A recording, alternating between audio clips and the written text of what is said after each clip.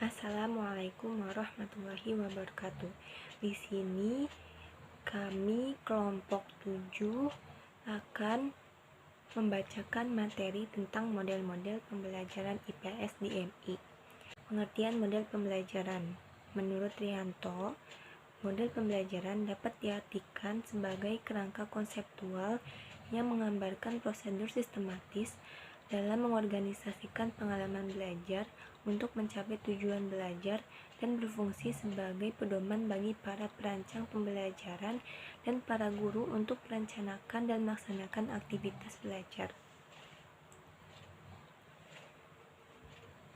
Menurut Joyce dan Will, mendefinisikan model pembelajaran sebagai rencana atau model dapat digunakan untuk merancang pembelajaran tatap muka di kelas, atau untuk melakukan pembelajaran tambahan dan memperkuat topik di luar kelas. Yang terakhir, menurut Agus Suprijono, model pembelajaran adalah model yang digunakan sebagai pedoman dalam perencanaan pembelajaran di kelas. Tujuan model pembelajaran IPS di MI menurut Joyce dan Will. Yang pertama, membantu siswa belajar, membangun pengetahuan dan belajar bagaimana mempelajari, termasuk belajar dari sumber, belajar dari ceramah, film, dan tugas membaca. Yang kedua, metode pembelajaran bertujuan untuk meningkatkan keterampilan siswa menangani informasi dengan lebih baik, termasuk memberikan metode informasi agar siswa dapat mempelajari dan menyimpan informasi secara lebih efektif dan mengoperasikannya secara lebih konseptual, membantu menghafal dan mengajarkan siswa suatu sistem untuk mengumpulkan dan mengorganisasikan informasi secara konseptual. Manfaat model pembelajaran bagi guru. Yang pertama, membantu menginstruksikan guru untuk memilih keterampilan pengajaran, strategi dan metode yang tepat, penggunaan situasi dan bahan pengajaran yang efektif untuk mencapai tujuan. Yang kedua, membantu dalam mencapai perubahan yang diharapkan perilaku siswa. Yang ketiga, membantu dalam menemukan metode ciptakan kondisi lingkungan yang menguntungkan melaksanakan proses pengajaran. Yang keempat, membantu mencapai interaksi guru murid yang baik dibutuhkan selama proses pengajaran. Yang kelima, membantu dalam mengembangkan mata kuliah. Yang keenam, membantu siswa dalam memilih bahan ajar yang sesuai mengajar khusus persiapan.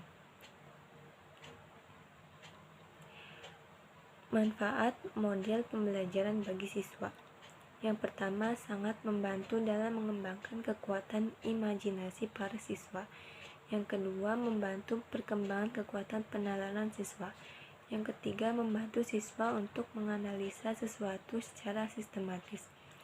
Yang keempat, memelihara siswa secara aktif terlibat dalam aktivitas kelas. Yang kelima, membantu dalam membuat para siswa mengamati dengan baik. Selanjutnya ada kriteria model pembelajaran IPS. Model-model pembelajaran didasarkan pada beberapa asumsi. Di antaranya adalah mengajar merupakan upaya menciptakan lingkungan yang sesuai untuk belajar. Karakteristik peserta didik dalam pembelajaran IPS didasarkan pada asumsi bahwa peserta didik bukan hanya menjadi sasaran yang harus menerima materi IPS yang diajarkan, melainkan mereka harus diperlakukan sebagai subjek yang menjalani proses belajar IPS secara aktif. Oleh karena itu, hal-hal yang berkenaan dengan hakikat dirinya harus diperhatikan secara sungguh-sungguh. Di antaranya, yang pertama, kondisi dan perkembangan mentalnya harus menjadi acuan dalam penentuan model penyajian yang paling serasi. Yang kedua, ada kesadaran mentalnya seperti minat, dorongan pengetahuan, terusnya dorongan menemukan diri sendiri, gejala-gejala kehidupan harus ditumbuh kembangkan dengan model yang akan diajarkan, melainkan mereka harus diperlakukan sebagai objek yang menjalani proses belajar IPS secara aktif. Oleh karena itu, harus diperhatikan secara sungguh-sungguh. Yang poin selanjutnya ada jenis-jenis model pembelajaran IPS DMI. Yang pertama adalah VCT. VCT adalah salah satu teknik pembelajaran yang dapat memenuhi tujuan pencapaian pendidikan nilai. Zahiri mengemukakan bahwa value clarification technique merupakan sebuah cara bagaimana menanamkan dan menggali atau mengungkapkan nilai-nilai tertentu pada diri peserta didik. Salah satu kelebihannya yaitu mampu membina dan menanamkan nilai dan moral pada ranah internal side. Terus mampu mengklarifikasi atau menggali dan mengungkapkan isi peran materi yang disampaikan selanjutnya akan memudahkan bagi guru untuk menyampaikan makna atau pesan, nilai atau moral. Salah satu kelemahannya diantaranya itu apabila guru tidak memiliki kemampuan melibatkan peserta didik dengan keterbukaan atau saling mengerti dan penuh kehangatan, maka siswa akan memunculkan sikap semu atau imitasi atau palsu. Siswa akan bersikap menjadi siswa yang sangat baik, ideal, patuh dan penurut, namun hanya bertujuan untuk menyenangkan guru atau memperoleh nilai yang baik. Selanjutnya ada model teknik lecturing. Teknik ini bisa digunakan guru dengan bercerita mengenai suatu kejadian, lalu peserta didik dipersilahkan untuk menilai kejadian tersebut. Misalnya kejadian tersebut baik atau buruk, salah atau benar. Yang ketiga ada model teknik menarik dan memberikan contoh. Teknik ini biasanya guru memberikan contoh baik dirinya sendiri atau dari peserta dalam kehidupan masyarakat luas, kemudian didiskusikan. Yang keempat ada model teknik tanya jawab. Teknik ini biasanya guru mengangkat suatu masalah yang sedang terjadi, lalu guru memberikan pertanyaan-pertanyaan dan peserta didik aktif menjawab pertanyaan atau mengemukakan pendapatnya.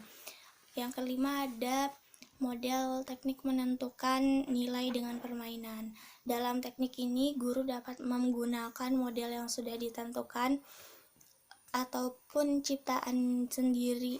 Contohnya dalam memainkan model bermain peta dalam globe. Yang keenam ada model role playing. Role playing termasuk pada suatu model yang menjadi pengalaman peserta didik dalam belajar. Kelebihan metode ini diantaranya adalah melibatkan seluruh siswa berpartisipasi, mempunyai kesempatan untuk memajukan kemampuannya dalam bekerja sama. Siswa juga dapat belajar menggunakan bahasa dengan baik dan benar. Selain itu, kelebihan model ini adalah siswa bebas mengambil keputusan dan berekspresi secara utuh. Selanjutnya ada model kooperatif. Pelaksanaan pembelajaran kooperatif merupakan langkah implementasi dari rencana pembelajaran kooperatif. Berisi rincian dari prosedur pembelajaran. Sama dengan pada prosedur ada 4 langkah yang merupakan sintaks dari model pembelajaran kooperatif. hasil pengembangan, yaitu langkahnya ada orientasi, pendalaman, dan penyimpulan. Yang kedelapan ada model inquiry.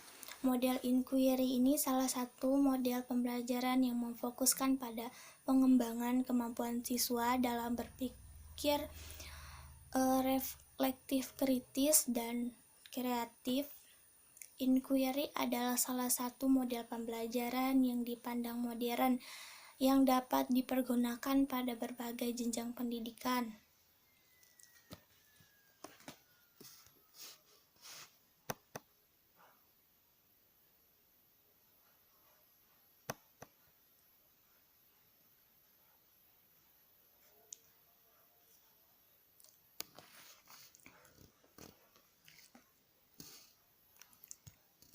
Selanjutnya yang 9 ada model teknik indoktrinasi dan pembakuan kebiasaan.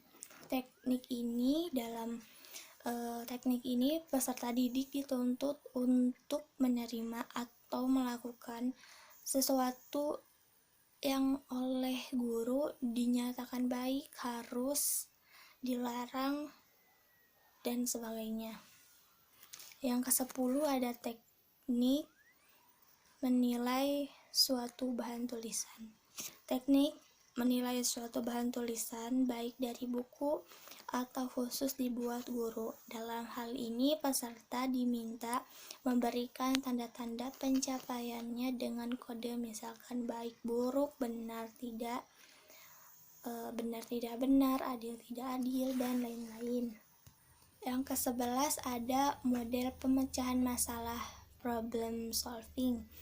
Model pembelajaran ini adalah menggunakan metode dalam kegiatan pembelajaran dengan jalan melatih siswa menghadapi berbagai masalah, baik itu masalah pribadi atau perorangan maupun masalah kelompok, untuk dipecahkan sendiri atau secara bersama-sama. Yang ke-12 ada model jigsaw. Model pembelajaran ini termasuk pembelajaran kooperatif yang sintaks seperti pengarahan informasi bahan ajar buat kelompok heterogen, memberikan bahan ajar LKS yang terdiri dari beberapa bagian sesuai dengan banyak siswa dan kelompok. Yang ke-13 ada model Think Park File Cell atau TPS. Model pembelajaran ini tipe kooperatif yang sintaks guru menyajikan materi klasikal, memberikan persoalan pada siswa, dan siswa bekerja kelompok dengan cara berpasangan sebangku think piles, presentasi kelompok share, kuis individual, terusnya buat skor perkembangan tiap siswa, terus habis itu diumumkan hasil kuis dan memberikan reward. Yang ke-14 ada model prompting. Teknik ini adalah pembelajaran yang cara guru menyajikan serangkaian pertanyaan yang sifatnya menuntun dan menggali siswa. Terjadi proses berpikir yang mengaitkan pengetahuan sikap siswa dan pengalamannya dengan pengetahuan baru yang sedang dipelajari. Mungkin sekian yang dapat saya sampaikan dalam materi ini. Kurang lebihnya mohon maaf. Billahi taufik. Wassalamualaikum warahmatullahi wabarakatuh.